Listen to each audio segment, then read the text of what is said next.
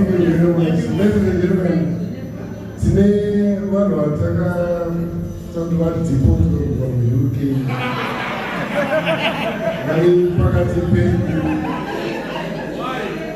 Second of one deport when you go to Pakistan for a race.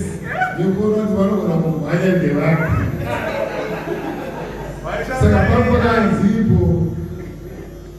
Anenda punda pa kumanya deport.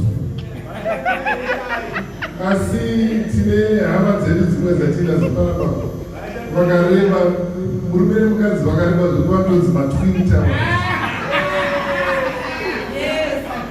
Saka vanhu vaviri kudaro murume wacho akanzi ndamhanye tese tinongoziva kuti vachena havana physics vanhu vatema, asi mumwe wedu akatadza kutimirira as dead people. Saka anyway, gamuchireri turikuvagatira tine manasa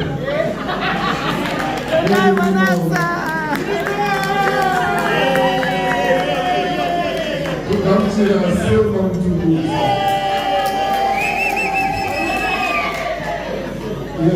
tine urongoti vakadzipotwa gavamuaa tinoona amazepetine minga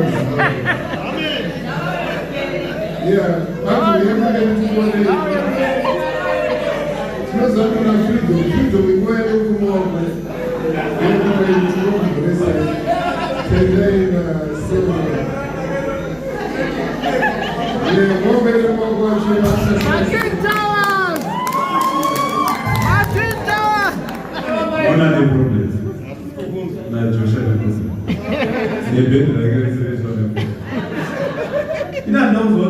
AI yakushandisa passport.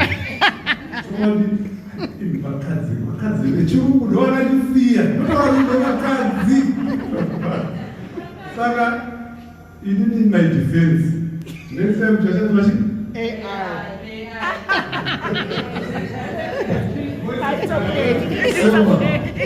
video yena kubuda zvayo tisiwa asi nini ndine satellite inoshanda neya inonzi chiya satellite yastarlink wakasiwa kusema wakasiwa yotsanangure kupanapa yotsanangure sema wakasiwa sei nekureba kweso.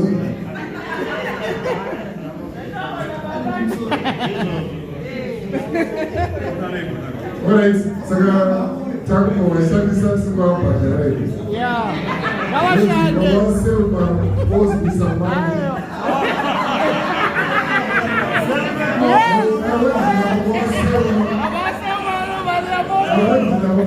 For some time, you must be some money. Send the Moses. And tonight, the Wakaka place on you must be some money. Saka, we are not going to pay for anything. Machembera, singaoneke kuchembera. Sana monala. Kana vakamtarisa 70 years ago. Inharo chekane nharo. Takura kurumoche.